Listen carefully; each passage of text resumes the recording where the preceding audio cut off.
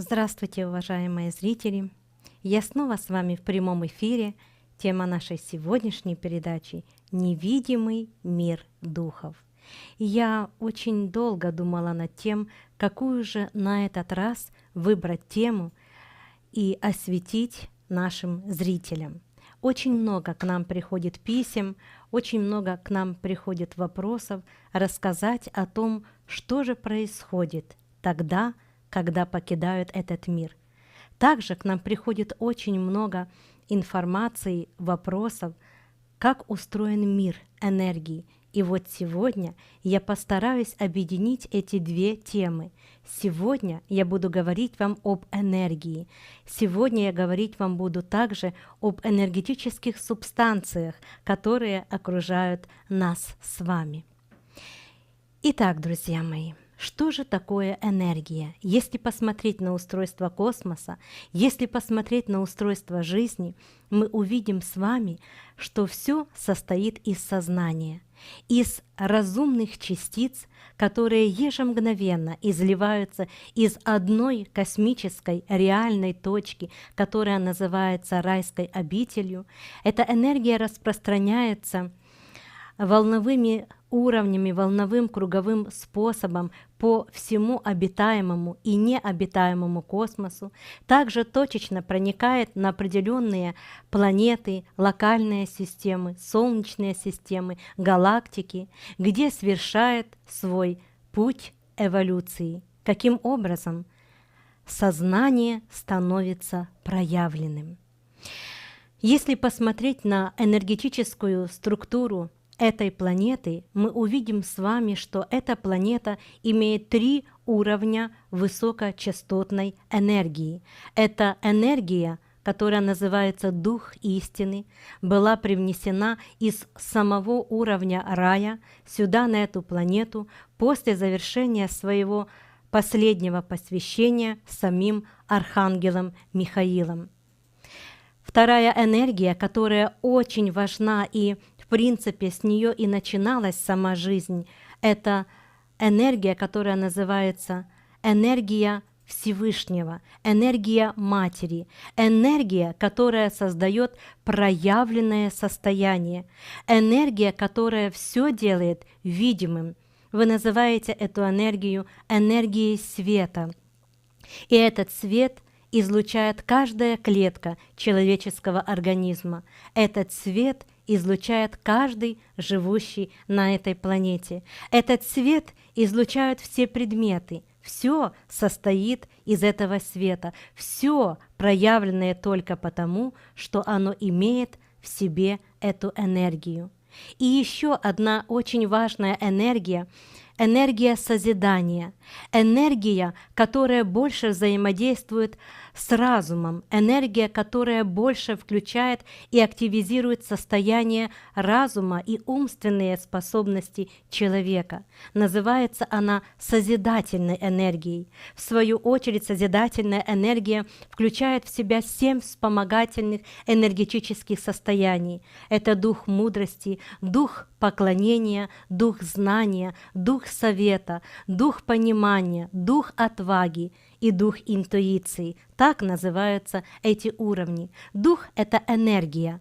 Современным языком, нашим с вами современным языком, дух-энергия. Итак, эти все уровни создают определенные вибрационные частоты, которые создают реальность жизни.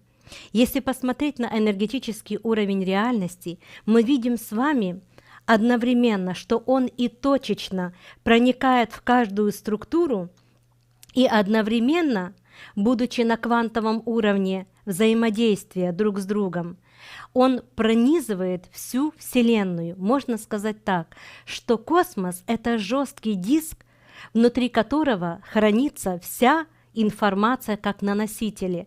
И этот носитель одновременно имеет индивидуальные программы, но все эти программы входят в состав единого диска. Ну, это образно, конечно. И если посмотреть на устройство космоса и эту великую космическую структуру, мы увидим с вами огромнейшее состояние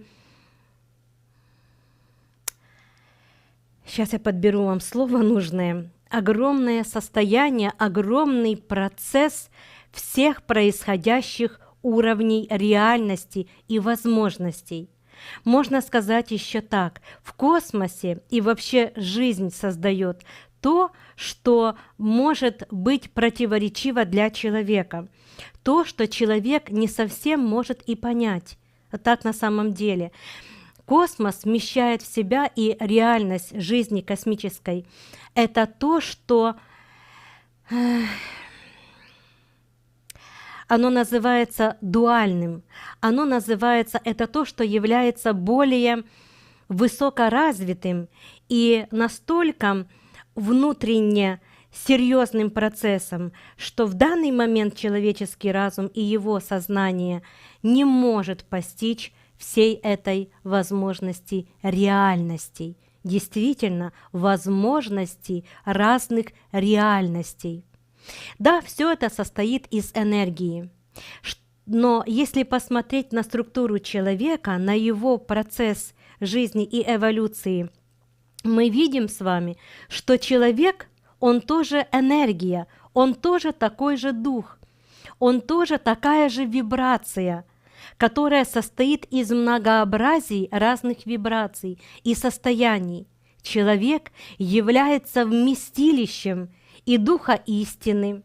Человек является вместилищем энергии Божественной Попечительницы, энергии Всевышнего, Святого Духа, так вы называете. И, конечно же, в человеке присутствует энергия созидательного Духа, созидательной энергии, которая позволяет ему думать, помнить все даже после того, как человек покидает свое физическое тело. Да, именно так. И мы сегодня с вами обязательно поговорим о том, как происходит этот процесс. Я постараюсь вам рассказать более подробно, какие бывают процессы покидания своего физического организма и какой бывает путь дальнейшего путешествия. Так вот, человек, друзья мои, это внеформенное состояние сознания. Если посмотреть на вашу глубинную природу, истинную природу, то, кем вы являетесь в действительности, по-настоящему, вы есть вездесущая, всемогущая энергия. Вы есть сознание, высшее сознание. Вы есть та часть сознания, которая входит в состав высшего разума.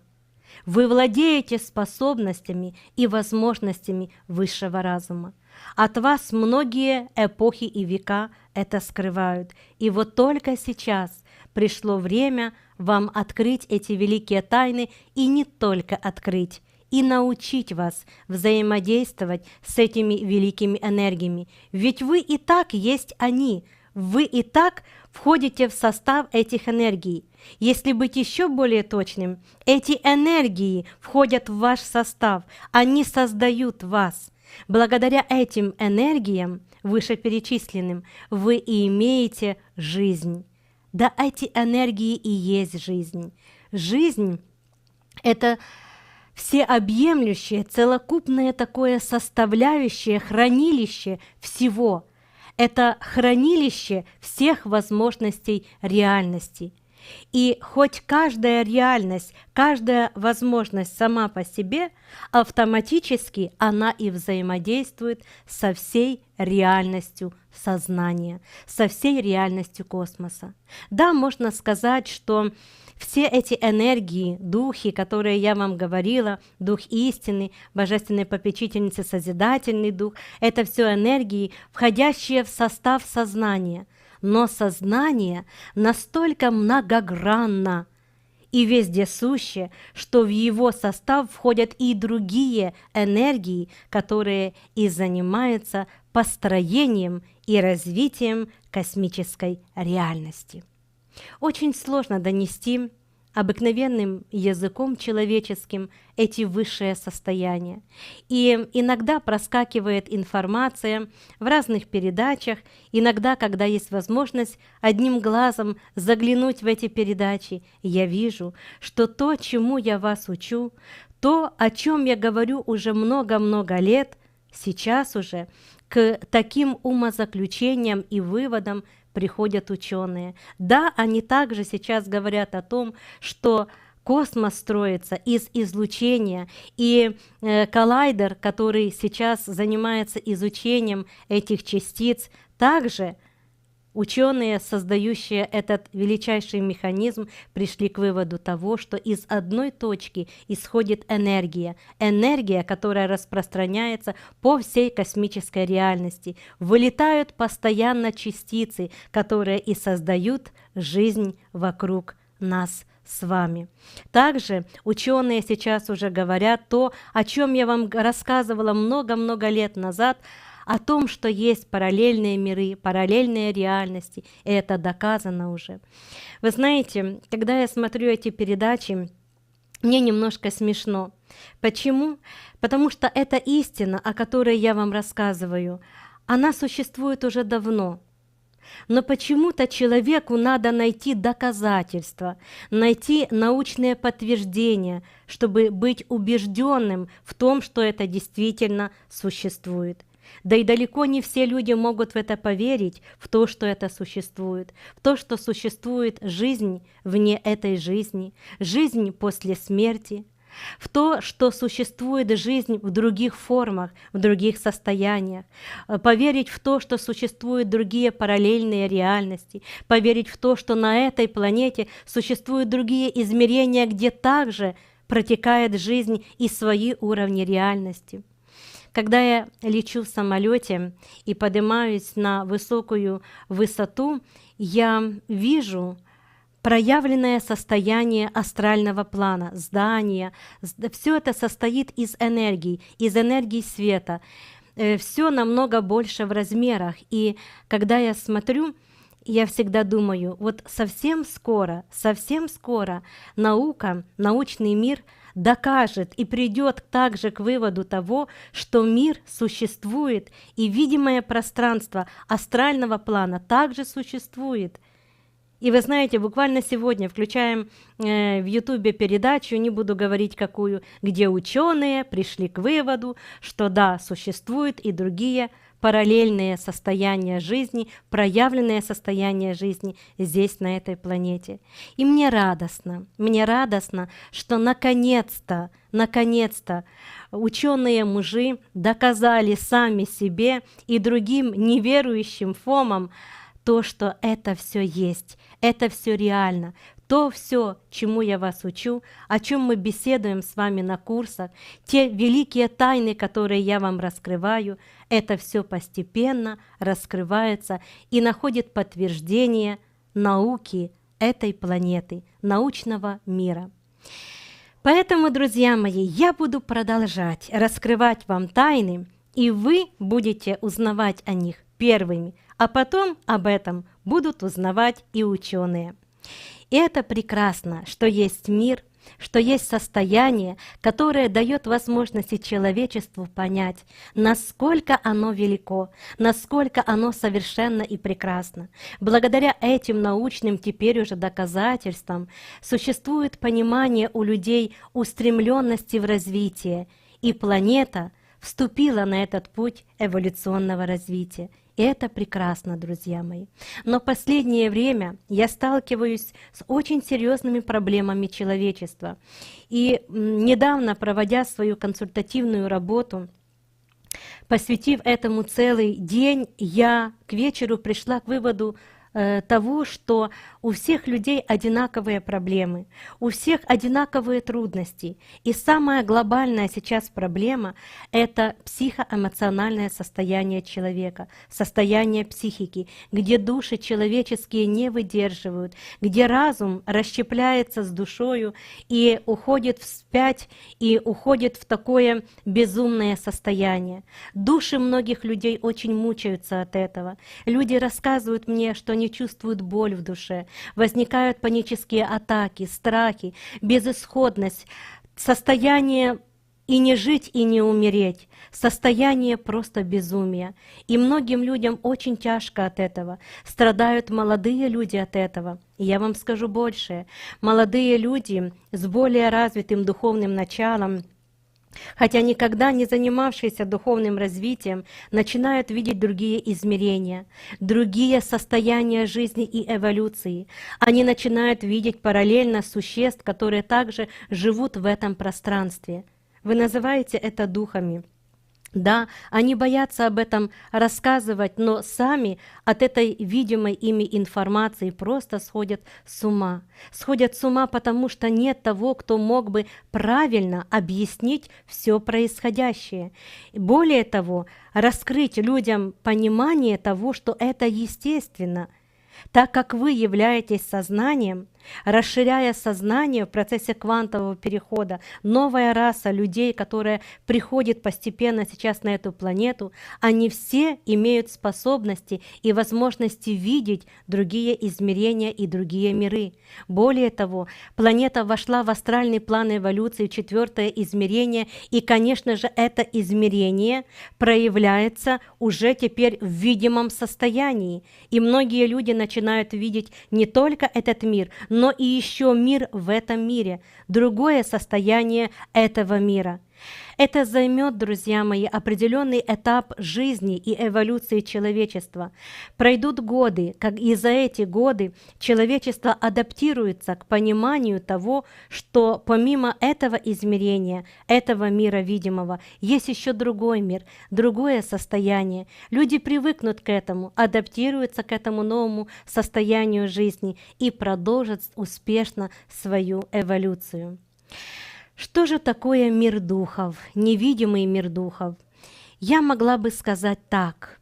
Невидимый мир духов – это состояние непроявленного сознания, возможностей, ментальных структур, ментальных состояний, эфирно-ментальных состояний, духовных, которые пока еще не являются проявленными в определенном состоянии плотности. Они проявлены на тонком плане. Ведь, друзья мои, проявление форм жизни существует не только на уровне физическом, на уровне астральном, ментальном и духовном.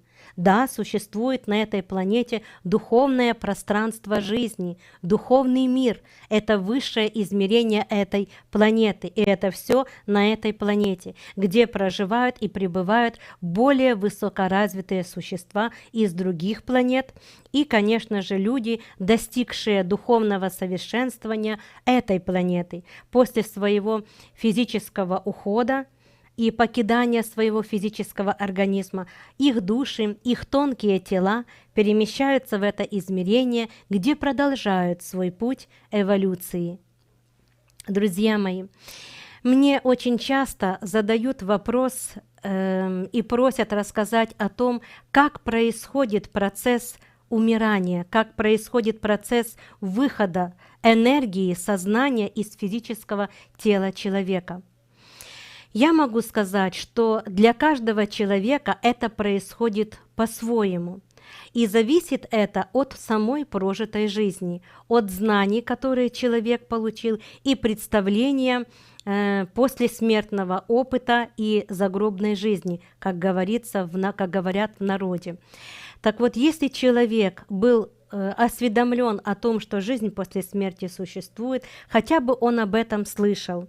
Если существует понимание того, что человек, ну скажем так, имеет вечное состояние бытия и является творением самого высшего разума, Творца-Создателя, и прожил жизнь, где делал добрые дела, любил людей, помогал людям, был другом, прекрасной подругой, тогда такому человеку намного лучше этот выход происходит и намного легче сам процесс перехода.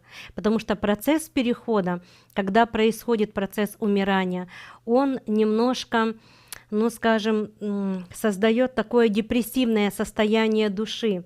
И не то, что души, а сознание, наверное, человека. Но сознание взаимодействует с состоянием души. И когда человек покидает это тело, происходит такое, вот как последний выдох. Вот и душа вышла. Это мгновенно все. Это доли секунды происходит этот выход. Затем происходит состояние трансформации человека в другое состояние. Он видит все вокруг на 360 градусов, все слышит, все помнит, все осознает, но понимает уже, что он находится то, чем он осознает это все, и то, кем он является на самом деле, это составляющая уже вне физического тела. Он четко это осознает. И вот здесь для многих людей происходит такой испуг. То есть они впадают в такое трансовое состояние сознания, где не знают, что делать дальше. Потому что они уже вне тела, они же привыкли жить в теле. И телом, благодаря телу управлять процессами своей реальности. А здесь тела нет. Как быть дальше? Но память есть, разум есть, все осталось, чувства есть, все есть. Но ты уже этим всем вне тела. И вот эти первые минуты после смертного опыта очень важно родственникам сохранять спокойствие. Очень важно сохранять понимание, ни в коем случае не визжать, не кричать, потому что человеку и так сложно, он только что покинул тело, и ему надо адаптироваться к новому состоянию. И здесь такие люди нуждаются очень в поддержке.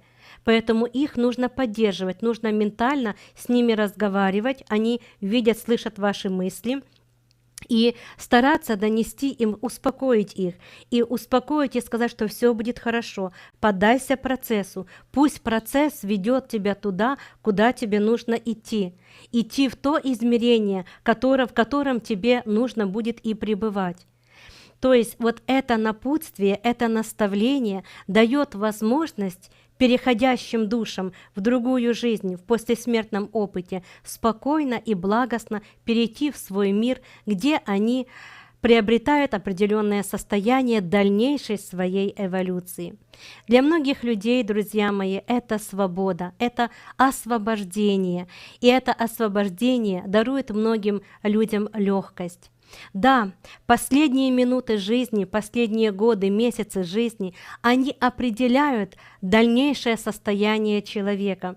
Они дают возможности в будущем человеку выбрать ту жизнь и воплотиться в том состоянии, которое он не успел выполнить в этой жизни. В общем, все то, с чем человек не справился в этой жизни, он обязательно поставит задачу и внесет в состав своей судьбы, информационный состав судьбы, план жизни, ситуации, которые он выполнит в следующей своей жизни.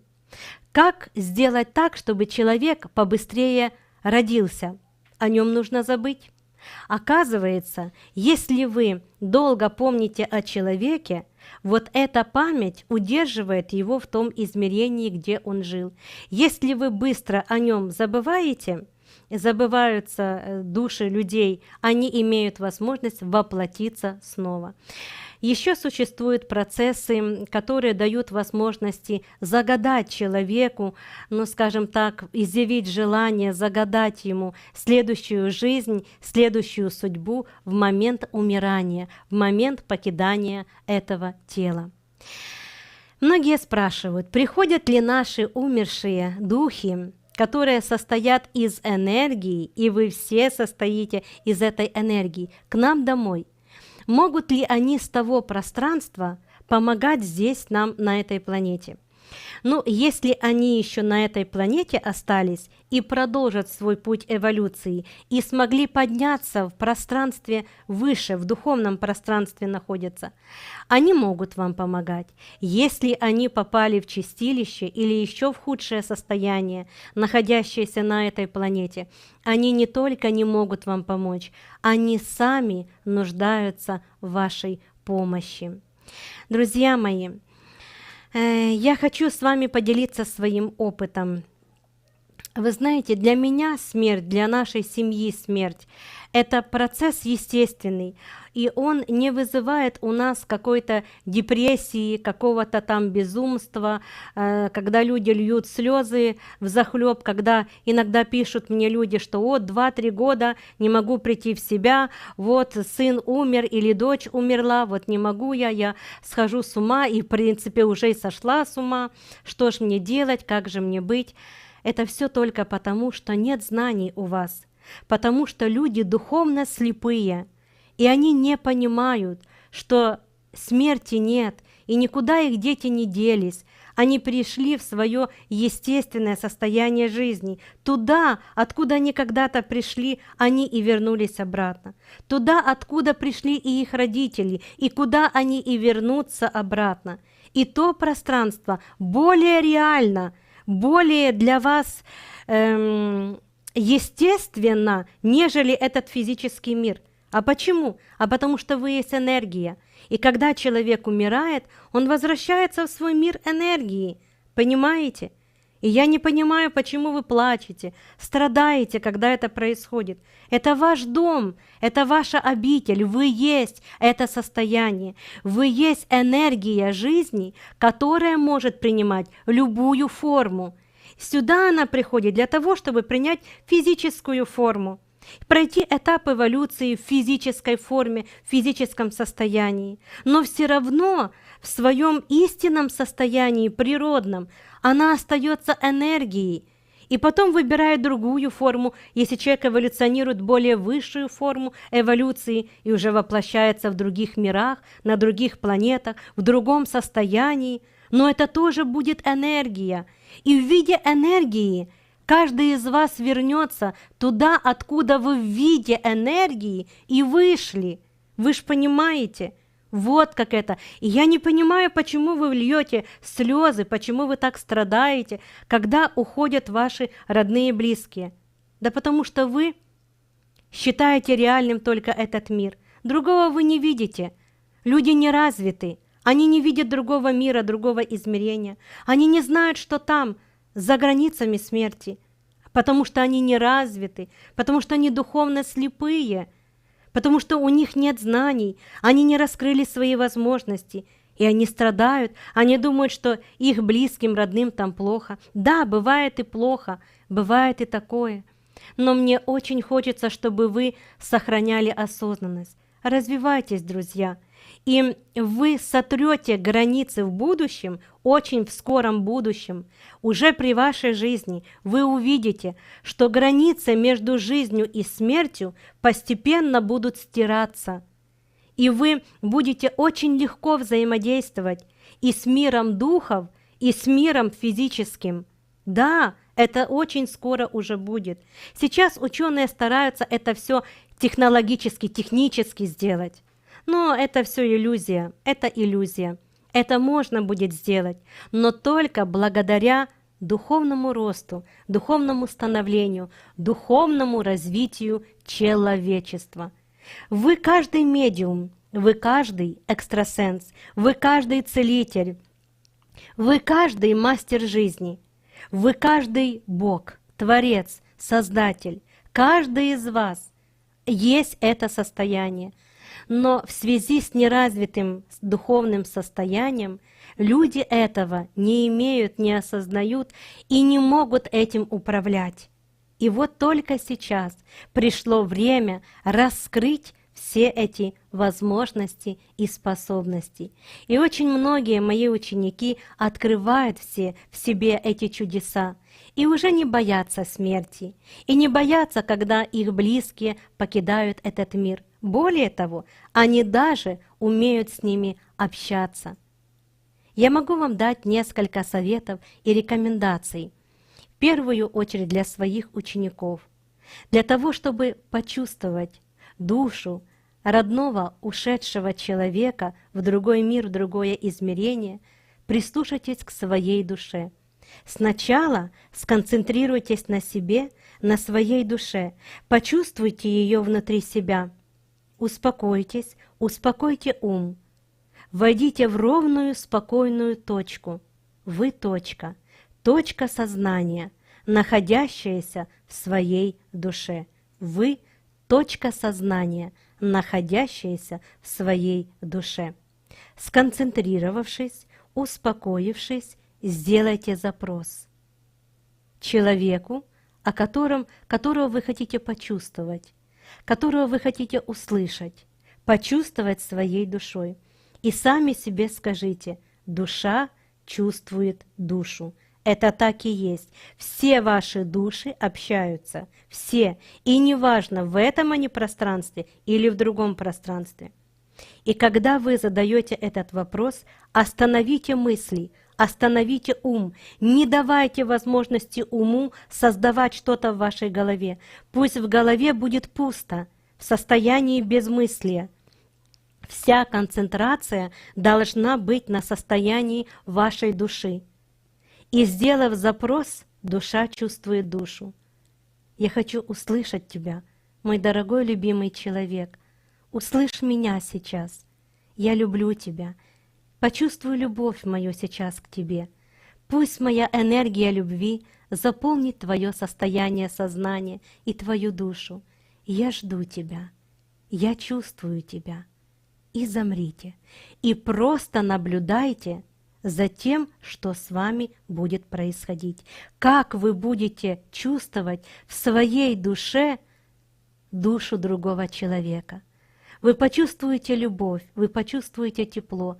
Вам станет настолько хорошо и приятно, и прекрасно. Вот это и есть квантовое взаимодействие душ. Так говорят ученые. Да, ученые уже пришли к выводу того, что души общаются на квантовом уровне. И слава Богу, что они наконец-то к этому пришли. Когда вы общаетесь с другими душами, с душами своих ушедших, вы начинаете понимать, что смерти не существует. Но вы понимаете еще и другое, что нужно и жизнь прожить правильно, прожить так, чтобы хорошо было и на этом свете, и на том. И таким образом это понимание подталкивает человечество к эволюции. Как услышать еще душу?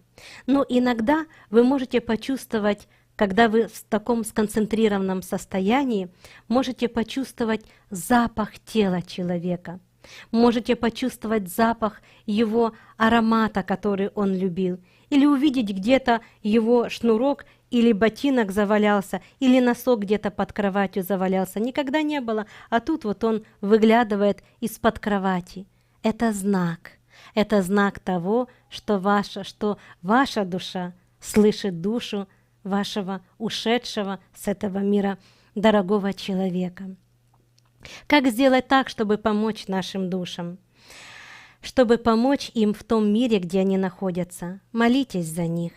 Просите у Создателя следующей жизни и радости в том мире, где они находятся. Просите для них даровать им способность и возможность духовной эволюции.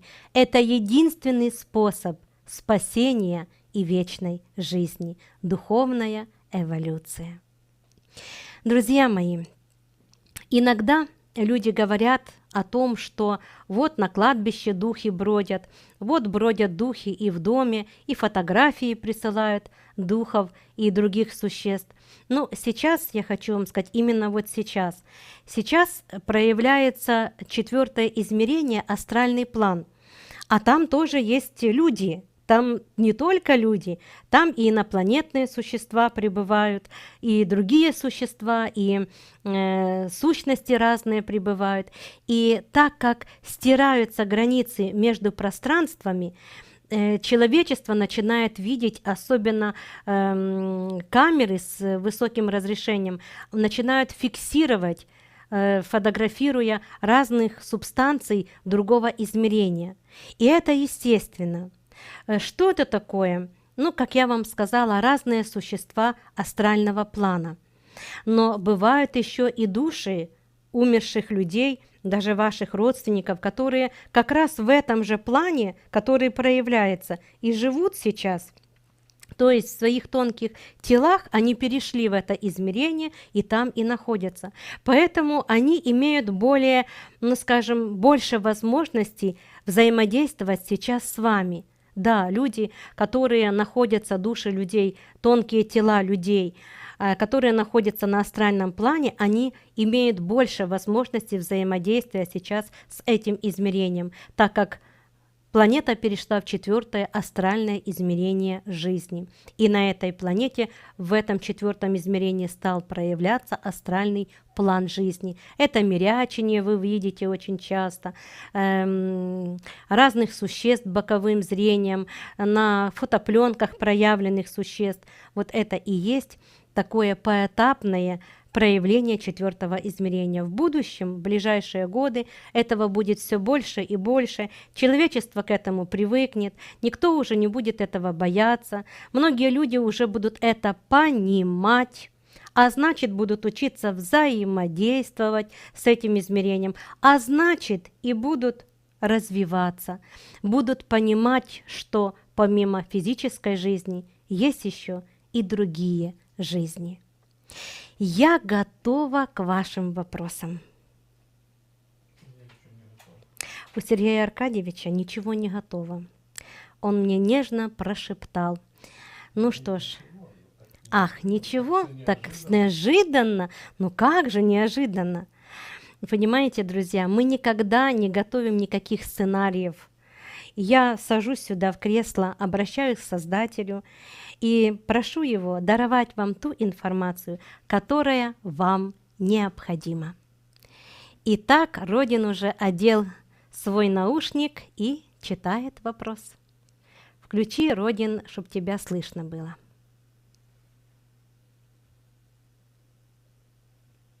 Сейчас.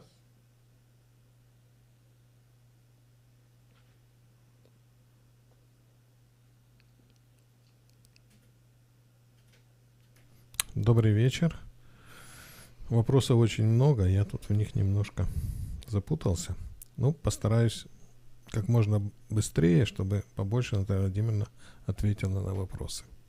Итак, Ирина из Норвегии спрашивает. Наталья Владимировна, небо в последнее время очень изменилось. Какие-то другие цвета, облака какие-то фантастические. Это климат или это проявляется другое измерение? Что это? Это проявляется другое измерение. И я уже об этом сказала. Следующий вопрос.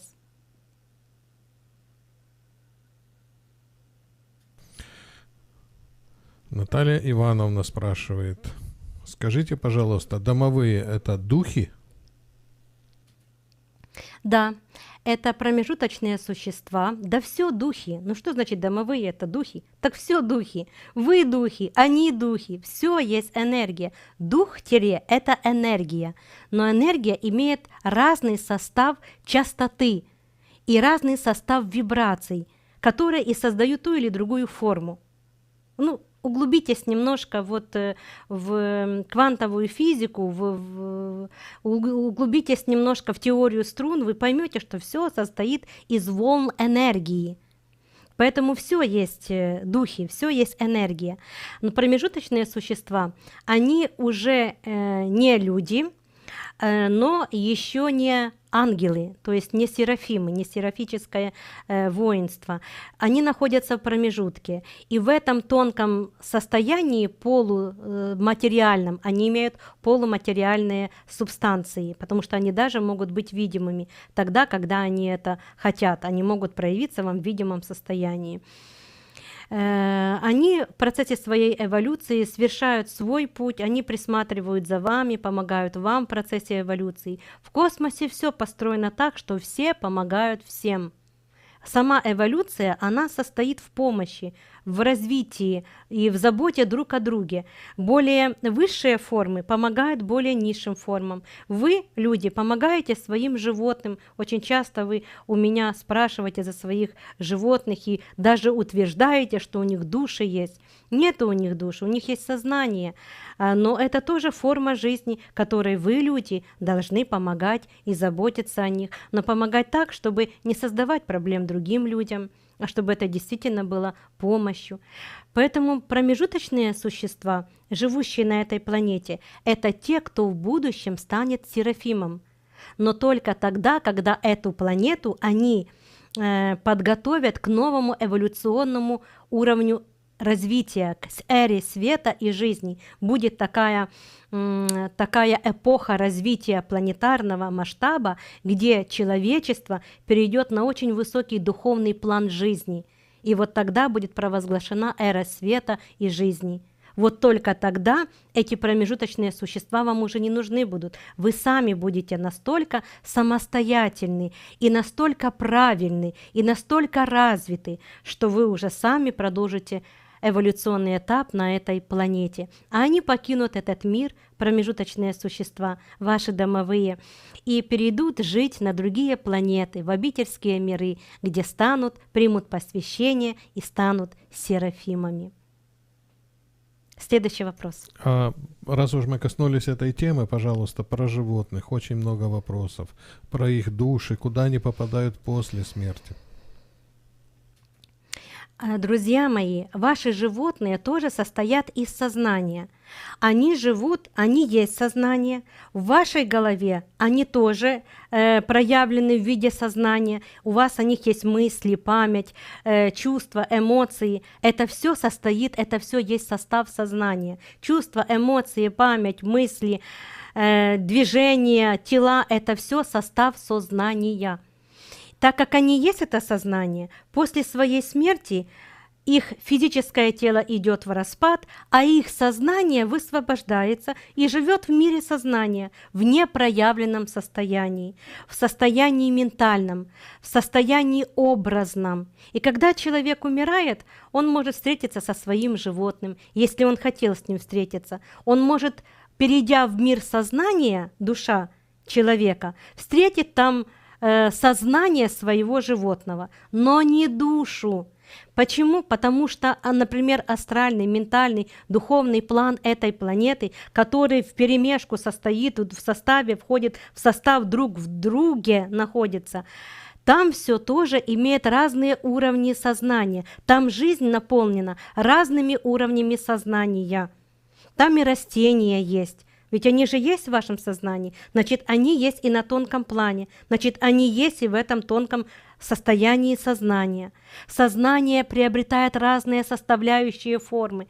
Это такая сложная структура, это состав божественной энергии, это состав Бога. Представляете, насколько это сложная структура? Это пока не познаваемо человеком. Человек очень далек от понимания, что такое сознание. Так вот, ваши животные – это тоже сознание, и вы встречаетесь с ними, и любите их, и они любят вас, и это прекрасно. Я хочу, чтобы вы поняли, вы никто, никогда и ни с кем не расстаетесь. Вы все одно. Разве ж не так говорил вам Иешуа бен Иосиф? Разве ж не так говорили вам другие пророки и учителя, духовные учителя земного и духовного плана? Вы все есть одно. Следующий вопрос. Юлия из Москвы спрашивает. Нужно ли ходить на кладбище? Души находятся там или это придумал человек? И почему говорят, что наши слезы мешают их душам? Я не могу сказать, что вам нужно, что вам не нужно. Вы делаете так, как подсказывает вам ваша душа. Но я могу сказать точно. Иногда, да, души застреют и пребывают на кладбище. Это души тех, кто не может перейти в другое измерение. И они привязаны к материальному плану, к физическому своему телу и могут бродить среди, ну, скажем, на кладбище. Может такое бродить, так как их тело закопано, а связь с телом имеется. Поэтому эта душа, она уходит, но не на далекое расстояние. Но потом, опять-таки, так как она привязанная к материальному плану, своему телу, она находится на кладбище, и там и находится определенный период времени. Да, такое может быть. Нужно ли плакать? Да не нужно плакать. Просто плачет эго, плачет незнание, плачет заблужденность и слепота духовная, человеческая. Если бы люди, как я вам уже говорила сегодня, были духовно развиты, никто бы не плакал, все бы понимали. Когда ушла мама моего супруга, мы не плакали. Мы не плакали, потому что в любой период времени мы можем с ней побеседовать.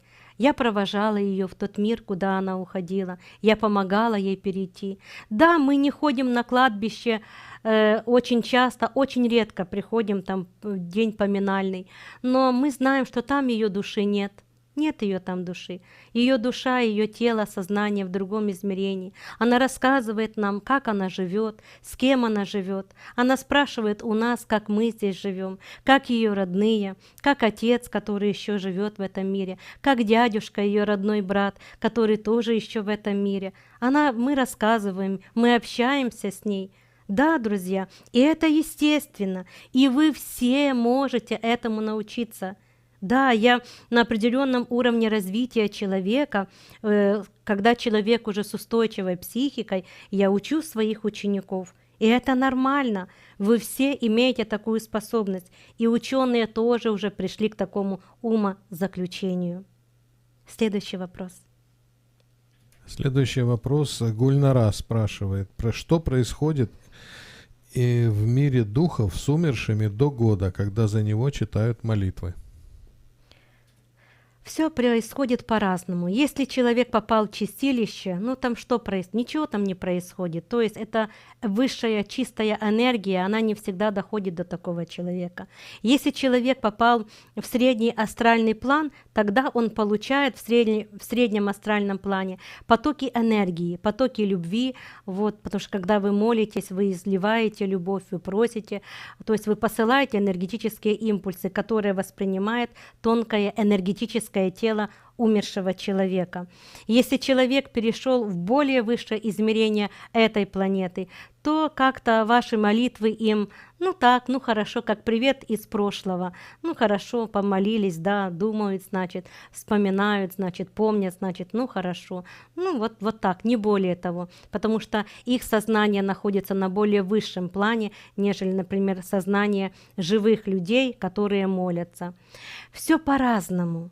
Вот вы у меня всегда спрашиваете и хотите, чтобы я вам одну какую-то рекомендацию дала или что-то одно рассказала, и это подходило бы на все случаи. Да не может такого быть. Творец вездесущ, многогранен и всемогущ.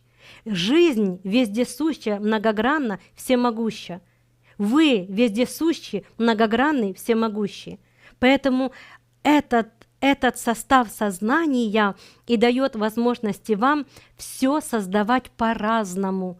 И в многогранности этапов жизни и эволюции и заключается эволюция Бога. Следующий вопрос. Следующий вопрос, ну, такой серьезный. Виктория из Пензы спрашивает. Здравствуйте, мой настройщик сознания подкинул мне пару вопросов, и мне бы очень хотелось узнать на них ответ. Могут ли существа, которых я вижу боковым зрением, показывать мой уровень вибраций? А вы убеждены, что это вам настройщик сознания подкинул вопрос? Как правило, настройщик сознания дает ответы. Это могут промежуточные существа вам задавать вопросы, подталкивая вас к эволюции. Настройщик сознания четко дает информацию. Вот как я вам сейчас рассказываю, вот он мне, Творец мне дает информацию. И как я вам говорила сегодня, я же не готовлюсь к передачам, прямым эфирам. У меня нет никакого сценария, я ничего не пишу. Я подключаюсь к божественному источнику, каналу информации и выдаю вам то, что вам сейчас нужно слышать и знать, то, к чему вы готовы сейчас, ту информацию. Поэтому я думаю, что это не настройщик сознания, это другие вспомогательные энергии подталкивают вас к этим познаниям. Я хотела бы, чтобы вы, развиваясь, друзья мои, углублялись и не становились фанатами. Вот иногда люди приходят ко мне, да, вот, научите нас слышать Бога, научите только этому, все, да это неправильно. Вы могли бы все слышать Бога давным-давно, если бы соответствовали этому, если бы были готовы слышать Его. Но если пока еще не слышите, значит, надо готовиться к этому. И я готовлю вас. И только потом, когда вы готовы, когда вы можете войти в резонанс с высокими энергиями, а для этого вам надо быть высокой энергией, в себе этот высокий дух иметь, высокую частоту. Только тогда, войдя в резонанс с высокой частотой, вы можете слышать Бога внутри себя. Настройщика сознания, глашатай Божий, курс чудес, так его называет, голос Бога, Библия его называет. Бог внутри меня, также Библия об этом говорит. Да, друзья мои, когда вы правильно развиваетесь, вы четко знаете, откуда пришла информация, кто вам ее дал и зачем. Следующий вопрос. Следующий вопрос. Вероника из Минска, а также многие другие спрашивают, что происходит, когда во снах приходят люди, которые умерли. Вот снится человек, который умер. Они каким-то образом взаимодействуют с ними. Вот что это такое? Ну, у меня скоро уже будут курсы, я уже приготовилась к процессу сновидений, мы будем учиться, я буду учить своих учеников управлять снами и понимать сны. Но для всех хочу сказать вот что. Это не они к вам приходят, это же вы к ним туда приходите. Сон — это маленькая смерть. Это вы покидаете свое физическое тело, и ваше сознание, ваша душа уходит в тонкое пространство, подзарядиться энергией, пожить в том естественном состоянии жизни, которое для нее более естественно, нежели ваш физический мир. Вот почему существует сон. Когда вы засыпаете, ваша душа уходит в тонкое измерение и проживает там определенное состояние целую ночь. Вот почему вам надо спать, давать возможности подзарядки энергии в вашей душе. И когда вы печалитесь, например, вот думаете о своем близком, о своем родственнике, вы делаете запрос в то измерение, где он находится, и потом, когда вы уснули, этот ваш запрос подсознательно перенес вас в то измерение, куда вы, о котором вы думали, о ком вы думали. Бывает и так, что ваши близкие думают о вас и просят о помощи, взывают. Таким образом, они создают ментальные формы, ментальные оболочки, посылают их вам, помня о вас, живых тут оставшихся. И тогда эти мысли-формы достигают вашего сознания, и когда вы уснули, вас эта мыслеформа тянет в то измерение, где находится ваш близкий, умерший родственник, и вы таким образом приходите к нему в тот мир, где он находится. Ну и он уже вам выражает свою просьбу, просит о помощи или какую-то подсказку дает вам, или вас даже от чего-то предостерегает. И такое есть. Почему? Все просто, друзья. Когда люди умирают, они входят в состав сознания жизни, где все происходит одновременно, и они могут видеть и будущее. То есть для них события будущего, они видимы, они знают о них. И если, например, человек находится в опасности или может там попасть в аварию, или какая-то там проблема с ним произойдет, или что-то ему делать не надо, всегда родственники, которые имеют возможность доступа информации и видят информацию в том измерении, где они находятся, стараются предупредить своих близких, которые живут еще на физическом плане. И вы мне сами об этом и рассказываете. Но это так и есть на самом деле, это не ваши фантазии, это и есть так на самом деле. Я хочу, чтобы вы понимали, мир после смертной энергии, мир после смертной жизни и этот мир, это все в одном находится, это все в одном резервуаре энергетического сознания. Следующий вопрос. Да, перед тем, как задать следующий вопрос, хочу попросить, я тут показывал телефон на экране, и там большими толстенькими буквами было написано «Не звонить по этому номеру». потому что я, к сожалению, не могу пообщаться с вами во время эфира. По этому номеру можно писать сообщения текстовые в Вайбере, в WhatsApp, в Телеграме. Мы наиболее интересные вопросы будем обязательно рассматривать. Я буду зачитывать, Наталья Владимировна ответит. Итак, Камила, Брюссель. Как объяснить то чувство, когда непроявленные состояния реальности ощущаются более реальными, чем все физические? Это можно объяснить только одним – вашей духовной подготовкой. Вот и все. Это нормально. Камила, это нормально. Так и должно быть. Но это так происходит с людьми духовно развитыми. Но вы давно занимаетесь эволюцией своей души, и сюда уже пришли не просто как молодая, красивая, интересная девушка. Вы в будущем мастер жизни, своей и человеческой. И очень скоро это придет в жизнь. Вы будете учить людей, и вы будете помогать людям. И это прекрасно. Следующий вопрос. Нина Ягодинцева спрашивает, скажите, пожалуйста, люди, наложившие на себя руки, куда уходят их души и повторяются ли их воплощения на земле? Это проблема, как и проблема с теми, кто уходит с этого мира по причине алкоголизма или пьянки, или же там заболевания от того, что человек выпивал. Даже пусть он алкоголиком не был, но выпивал, из-за этого страдала печень, печень привела к смерти, и он ушел как самоубийца.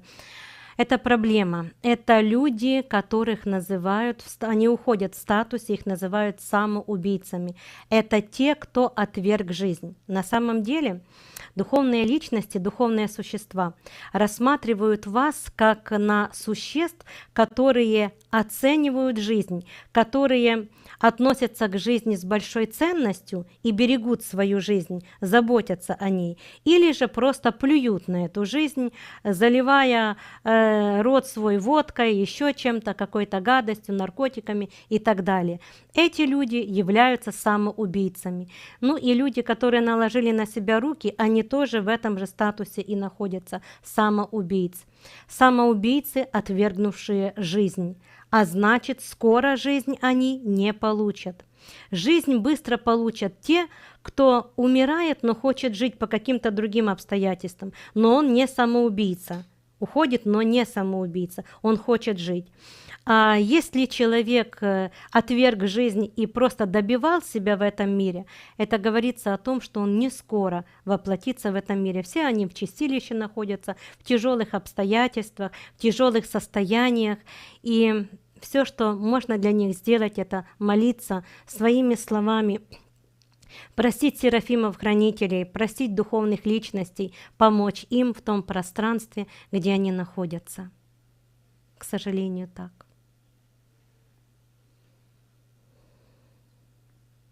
Следующий вопрос. Надежда почему-то написано, из Лиссабона. Ну, может и Надеда. Наталья Владимировна, так в чем разница, различие в чем души и сознания? Ведь это все энергия, и то, и то. Ну, как вам сказать разница? Разница в составе. Если взять душу, то она состоит, это программа высшего разума. Скажем так, вид энергии, вид программы высшего разума. Само сознание тоже изливает высший разум, но это уже другой состав. Так как Творец многогранен, в нем очень много разных видов состояния сознания. Да, можно сказать, что душа – это тоже вид сознания, да, который принадлежит самому Творцу-Создателю. Но не забывайте о том, что само сознание, энергию, частицы, кварки, которые излучаются по космосу, это тоже изливает из себя тот же Творец-Создатель, но только уже другой состав самого себя. Как я вам сказала, он многогранен, он настолько многогранен и велик, что постичь этого умом и человеческой жизнью невозможно. Это не могут постичь и серафимы, даже архангелы, они тоже эволюционируют, чтобы постичь в будущем этот процесс понимания, кто такой Творец, Создатель, какова его природа. И вы, люди, имеющие души, вы тоже в будущем, в принципе, и будете раскрывать и познавать его природу. Вы-то и устремлены познать свою душу, которая входит в состав души Творца-Создателя. То есть ваша душа – это состав души Создателя. Но у Создателя есть не только душа, у него есть еще и информационное поле сознания, которое изливается ежеминутно, ежемгновенно.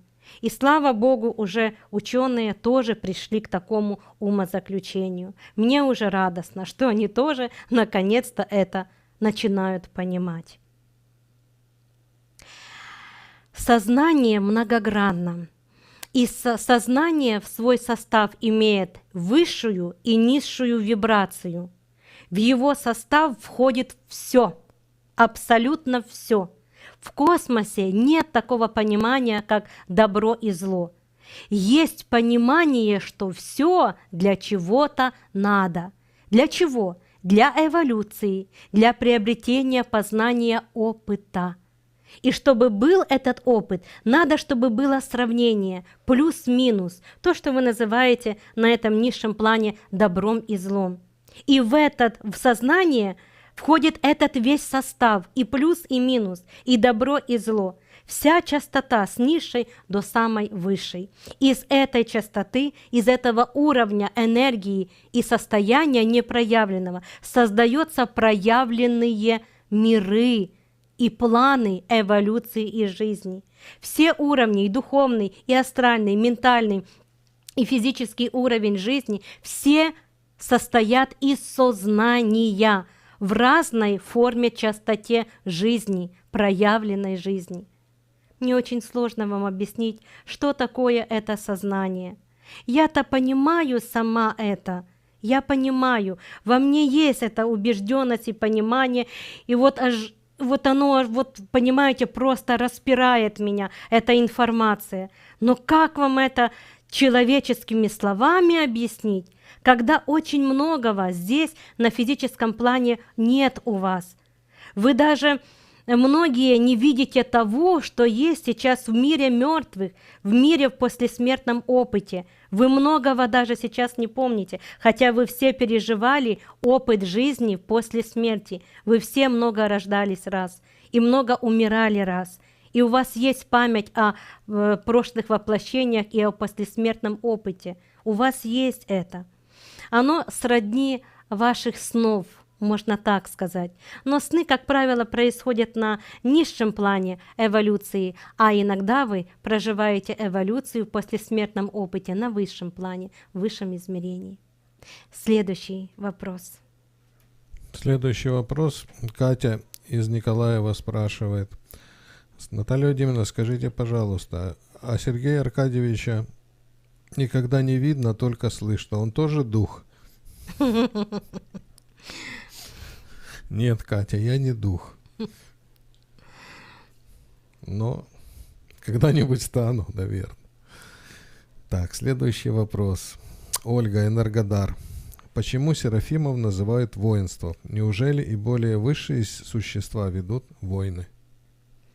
Да, ведут за души ваши, за души. И сейчас на этой планете они воюют за ваши души. Да, есть те, которые вас обманывают и вводят в иллюзорное состояние фанатизма и безумия, где вы вроде бы как бы якобы стали на путь духовного развития и даже молитесь, и даже посещаете какие-то заведения, и вам кажется, что вы духовно эволюционируете, но при этом ненавидите, но при этом проклинаете, но при этом не имеете спокойствия в душах ваших. Поэтому да, вот это и есть война за ваши души. Не все то золото, что блестит. Это так и есть, друзья. Не все то золото, что блестит. Поэтому действительно идет война за ваши души. И здесь, на этой планете, присутствуют инопланетные формы жизни, которым нужны ваши души. Это я вам так, по секрету. И вот сейчас идет война, и серафимы этой планеты, которые находятся в служении на этой планете, воюют за ваши души. Но воюют без оружия. Без оружия. Духовная война, она другая. Она не такая, как вы имеете представление о стрелялках, о пиф-паф, кого-то убили, кто-то выжил, кого-то ранили. Там совершенно все по-другому. Там все происходит так, где вам предлагается процесс, но духовные силы, они имеют вас возможности подталкивать к духовному развитию, но не нарушать закон свободы воли, права выбора. Темные же существа, инопланетные, да по-разному, как вы хотите, так их называйте, там разные формы жизни, они как раз никакой свободы вам не дают, они наоборот вас стараются поработить и управлять вами, и навязывают вам свою свободу, свое состояние, свое желание, и вообще требуют от вас, чтобы вы сами отдали им свои души. Так вот и ведется война за вас, за ваши души. Духовные силы спасают вас, даруя вам свободу воли, право выбора и возможности жить вечно. Но только тогда, когда вы становитесь на путь духовного развития. Темные же силы вам разные блага, денежек хочешь, да дам тебе денежек столько, сколько ты захочешь. Ты мне душу свою отдай, а я тебе денег дам столько, сколько ты захочешь. Хочешь виллы, хочешь дачи, хочешь положения, хочешь премьером быть, хочешь президентом, ты только душу мне отдай, а я тебе все это устрою. Вот так это и происходит. И многие продают ради благ, ради денег, хотя не понимают, что все это иллюзия, друзья мои, прах, который не стоит выеденного яйца. Следующий вопрос. Вероника из Минска спрашивает, если человек умер некрещенным, как их поминать? Что нужно делать нам, чтобы им помочь? Вы знаете, тот процесс крещения, который сейчас присутствует в церквях, это ритуал, не более того. На самом деле, чтобы понять, что такое крещение, изучите это, как сделал это Иисус. Он это сделал, он крестился уже в взрослом возрасте, по-моему, 29 лет он крестился, уже в таком взрослом возрасте, когда он осознавал. Принятие крещения – это выражение желания соединиться с Творцом-Создателем, достичь Его вершины, достичь Его состояния.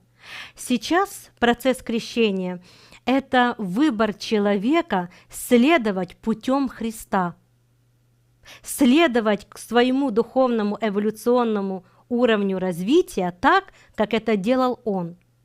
Как вы думаете, когда это надо делать? Когда надо принимать такое решение? В 3-4 месяца? Или же в 30 лет, когда вам 30 лет? Конечно же, уже самому и в осознанном состоянии. И это не обязательно делать в церкви или еще где-то. Это все ритуалы.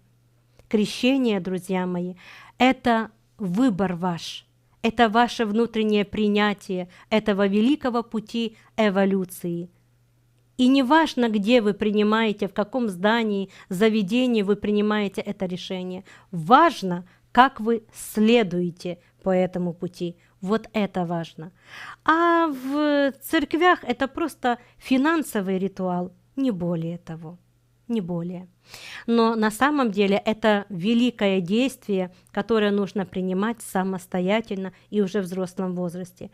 Поэтому даже если ваши умершие этого не сделали, не были крещенными, какая разница? Вы все одно. Вы все равно все божественны. Вы все равно все состоите из сознания и энергии Бога. И неважно, сделали вы это, не сделали вы этого, молитесь за них своими словами и посылайте им свою любовь. Елена, Вятские Поляны. Наталья Владимировна, скажите, пожалуйста, может ли умерший человек в этой реальности продолжать жить в параллельном мире? Ну да, конечно, может. Вы все, ваши частицы, квантовые частицы, из которых вы состоите, они все находятся, ваши двойники, можно так сказать, в параллельных реальностях, где совершают разный выбор. И когда вы покидаете этот мир, вы все равно, состав ваших квантовых частиц, он отражается на других уровнях реальности. В другом мире вы остались живы, в этом мире вы умерли. Да? Знаете, все настолько сложно устроено, и для того, чтобы постичь это все, нужно развивать свой разум, нужно расширять свое сознание, а для этого надо работать над собой, работать в сакральных методиках. Я вам уже много раз об этом говорила. Следующий вопрос. Следующий вопрос. Елена Землянчук. Города не написали. Но вопрос интересный. Она спрашивает, если у человека есть свобода воли и свобода выбора, почему же человек не имеет права добровольно уйти с Земли? Это свободная воля человека уйти из этого абсурдного мира. Я думаю, это вопрос связан с суицидом, да? Мир не абсурдный. И если душа выбрала прийти в этот мир, ведь процессом умирания и ухода занимается душа. Душа принимает решение. Эта душа наполнила тело жизнью, и оно тут бегает, перемещается, в трамвайчике ездит. И если душа хочет быть в этом теле, в этом, как вы говорите, безумном мире, она будет. Значит, ей не хватает какого-то опыта, и опытом может быть страдание, для того, чтобы в будущем познать опыт созидания. Это она выбрала здесь жить и родиться, и ей определять, благодаря закону свободы воли и права выбора, который распространяется на состав вашей души, жить ей в этом теле или покинуть это тело. Вот почему происходит умирание. Не бывает случайных смертей. Смерть происходит только тогда, когда душа приняла решение уйти из этого мира, пространства и тела. Вот тогда происходит смерть. Мир не безумный, друзья. В мире есть и много хорошего. И когда вы духовно развиваетесь, вы начинаете видеть хорошее, а безумие уходит на второй план. Когда вы духовно развиваетесь, вы наслаждаетесь дуновением ветра, вы наслаждаетесь дыханием жизни. Вы сами понимаете, что вы есть все, и безумие, и величие в одно же время, в один момент сейчас. Следующий вопрос. Я бегом стараюсь отвечать вам. Да, сегодня очень здорово. Татьяна, Харьков. Наталья Владимировна, правильно ли говорят о человеке как уникальной библиотеке определенной божественной информации, как хранители этой энергии знания?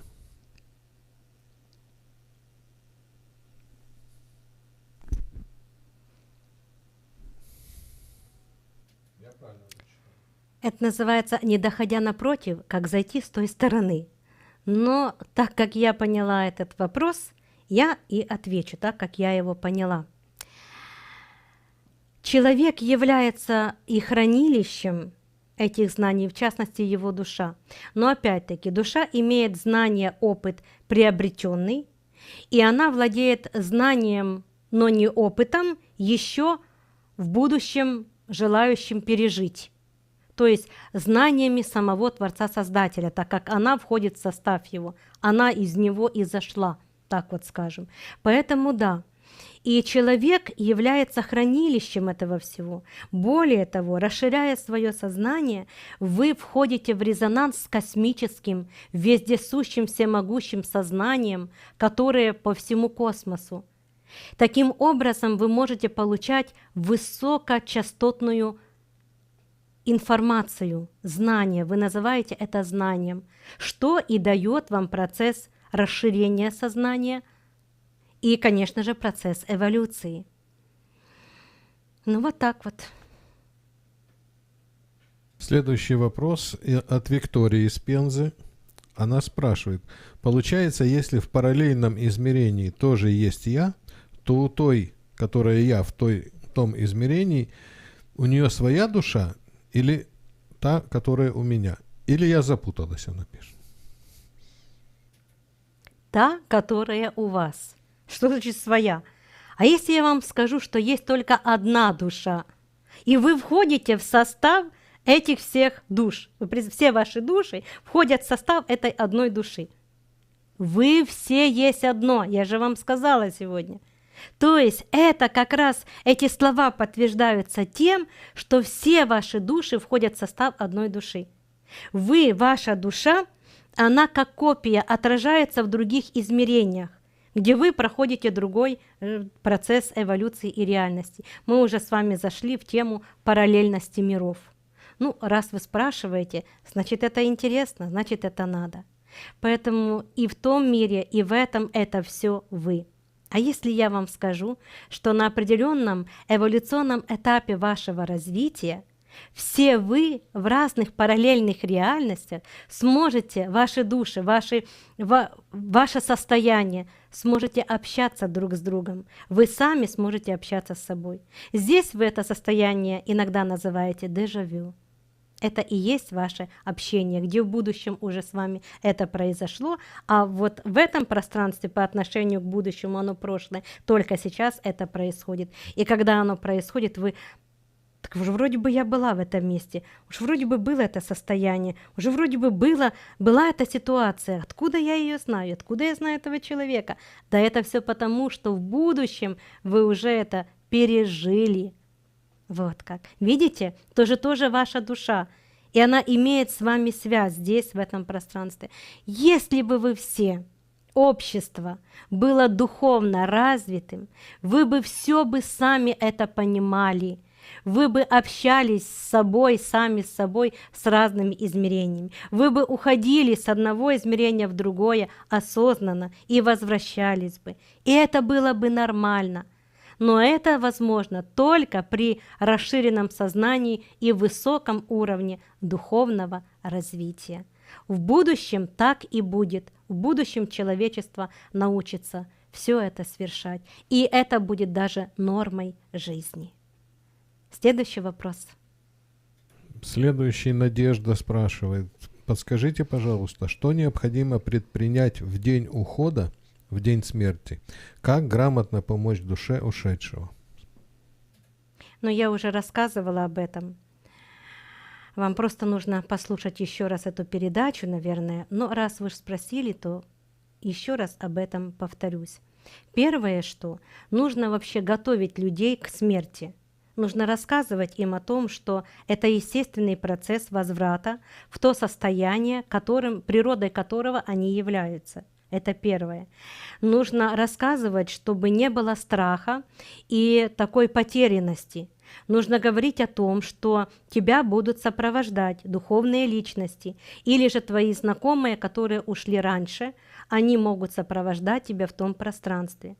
И когда человек уходит, уже нужно сохранять спокойствие, изливать любовь, изливать чувство такого понимания, любви, единства, такого состояния встретиться еще и не раз, состояние быть всегда вместе. Вот такое состояние. И это так и будет. Душа будет получать эту подпитку. Да, она адаптируется первые минуты после смертного опыта, а потом уже увидит тоннель, канал, где ее будут ждать те ее путеводители, которые продолжат душу сопровождать и адаптировать к возвращению в тот мир, куда они и пребывают. Знаете, друзья, это настолько прекрасно, сам этот процесс. Первые минуты людям страшно, непонятно, что произошло, почему я не в теле, что мне, как теперь мне двигаться, как мне теперь перемещаться, а как мне теперь жить, а что ж теперь мне делать. Только первые минуты. Потом, пройдя канал, пройдя тоннель, они встречают или знакомых, или духовных личностей, если душа более развита духовно, и те сопровождают их по миру. Они знакомят с этим миром, они знакомят с новым состоянием, они восстанавливают души. Души проходят определенную реабилитацию, трансформацию, где повышают им вибрации и уже предоставляют место жительства в том пространстве, в котором они пробудут долго.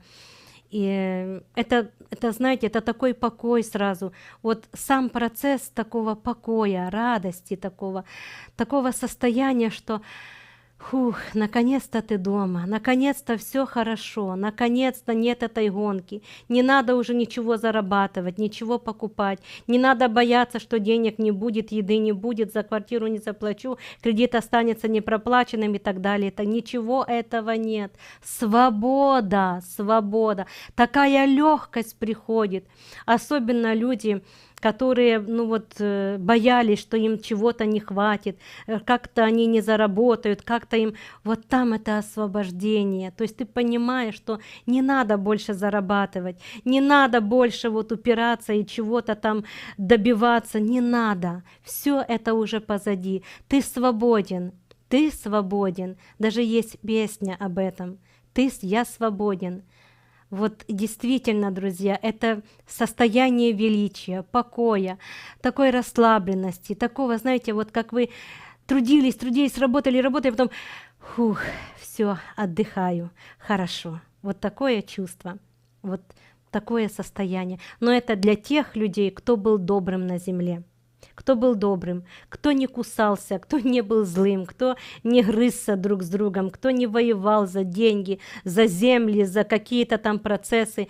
Вот этим людям там хорошо. Люди, которые лишают других людей чего-то, обманывают других людей чему-то, им тяжело, им очень сложно, и действительно они пребывают в другом состоянии. Там. Они попадают в чистилище, таким же, как сами, и там проходят состояние мучений. За них нужно молиться.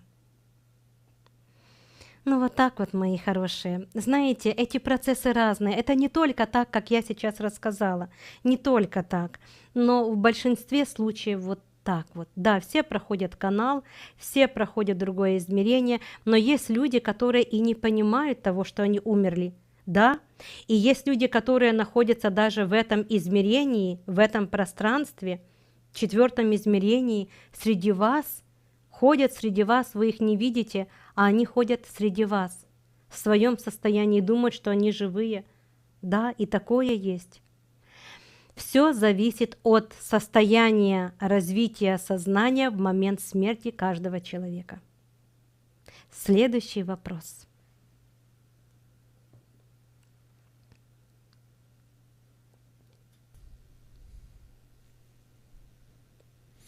Ирина из Уфы спрашивает.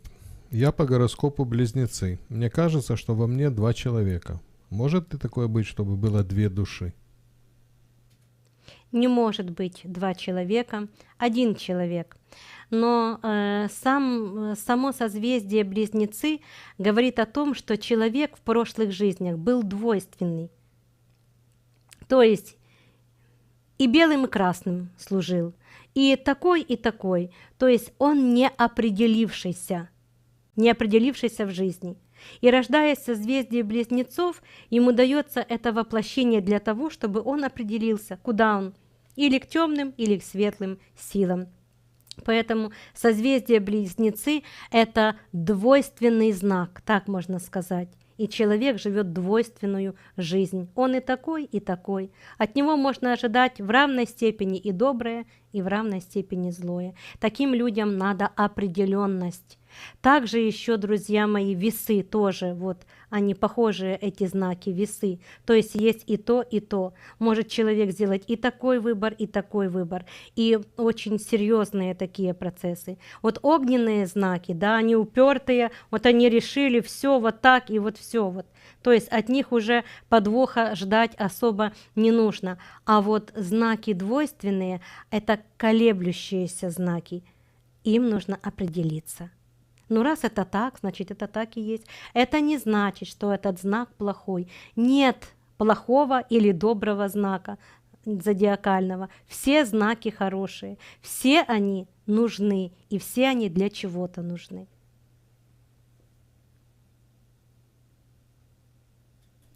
Екатерина, Алтай. Считается, что душа остается в нашем мире до 40 дней, а только после уходит в параллельный мир. Это правда? И да, и нет. вы у меня спрашивали сегодня, что происходит в процессе умирания после смерти в течение года, 40 дней. На уровне миров обителей происходят определенные трансформационные этапы, но на уровне мира здесь, на этой планете, тоже происходят трансформационные этапы. Но опять-таки, вся эта трансформация зависит опять-таки от состояния умершего человека. В каком состоянии сознания он ушел.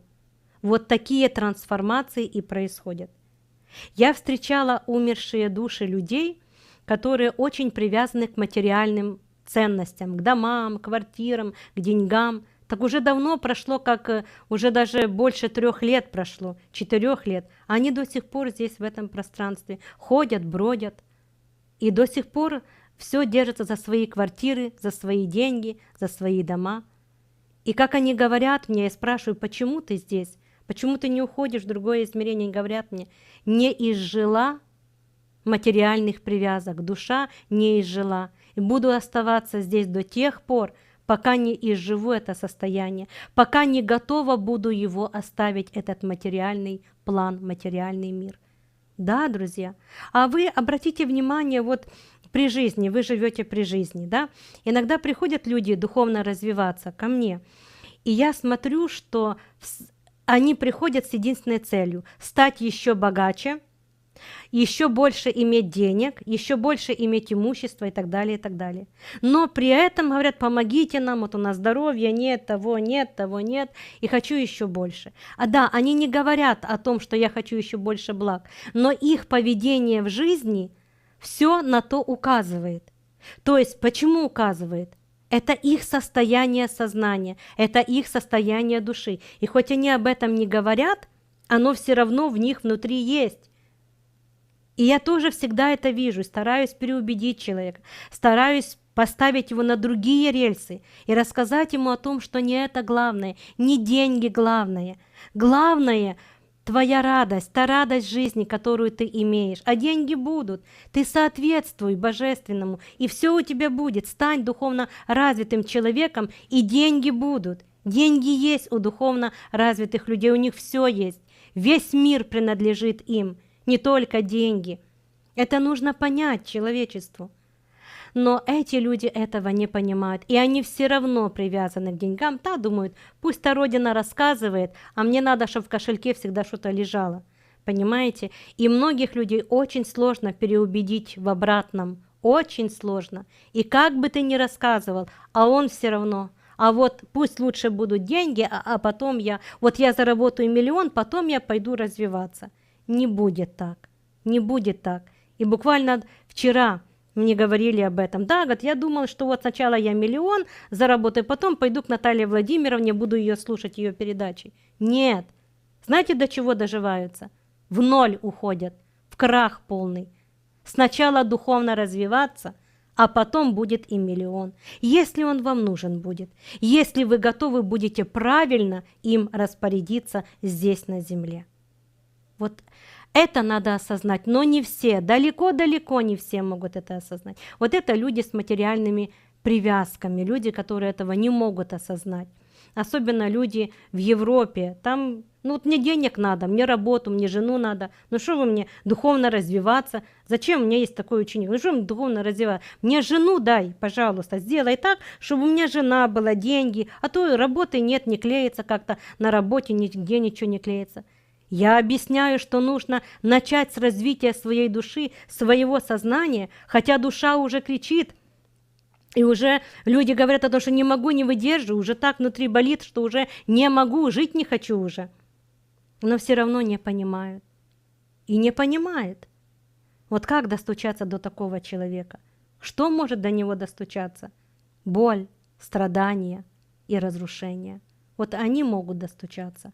Когда уже полная безысходность, вот тогда готовы землю грызть, чтобы как-то это изменить. Так зачем же доживаться до такого? Если можно и не доживаться до такого, можно раньше все это сделать, раньше заняться развитием себя, и тогда не надо будет землю грызть и страдать не надо будет. Друзья, мы будем уже заканчивать. Вопросов еще очень много, но они повторяются. Я так понимаю, подключаются новые люди, и они задают одни и те же вопросы, на которые мы уже отвечали. Поэтому мы так можем и до утра продолжать беседовать. Ну, Наталье Владимировне нужно поспать, наверное. Я зачитаю еще один вопрос, которым мы закончим и будем заканчивать. Виктория из Курска спрашивает: Наталья Владимировна, можем ли мы утверждать, что если мы одновременно присутствуем во всех планах, то мы уже находимся и в раю? Да, мое солнышко, конечно же находимся. Конечно же уже давным-давно там. Для Создателя вы уже там. Вы уже свершили все и завершили. Вы уже достигли и получили желаемое и им, и вами. Вы уже для Него совершенны. Совершенны. Вот почему в книге «Беседы с Богом» написано, что Гитлер уже в раю. Вот почему. Потому что для высшего разума, высшей структуры, высшей реальности все уже свершилось. А весь этот процесс в космических локальных галактиках, вселенных, сверхвселенных – это такая космическая игра, процесс, познающий сам себя. Дорогие друзья, я вообще за вами очень соскучилась и очень ждала сегодняшнего эфира. И даже предвкушала этот эфир, и перед эфиром представляла нашу с вами встречу.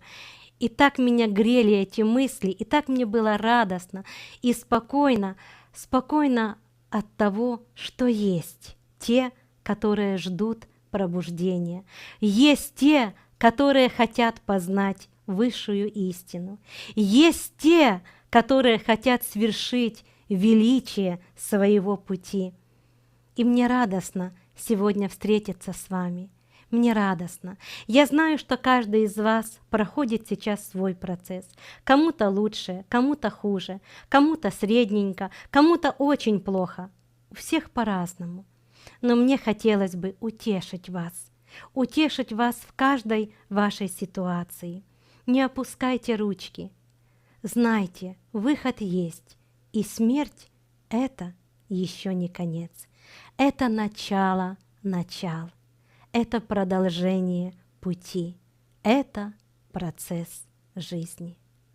А я благодарю вас за сегодняшний эфир, за ваши вопросы, за то, что вы смотрите эти передачи и устремляетесь к развитию своих душ. Я очень люблю вас всех. Я действительно многодетная мать. У меня очень-очень много детей. Вы все мои родные и любимые детки. Я вас всех очень понимаю. Понимаю ваши ошибки, понимаю ваши прорехи, понимаю ваши осуждения. Я знаю, что это не вы делаете. Я все понимаю. И доброе, и злое, все, что есть внутри вас. И за все вас люблю.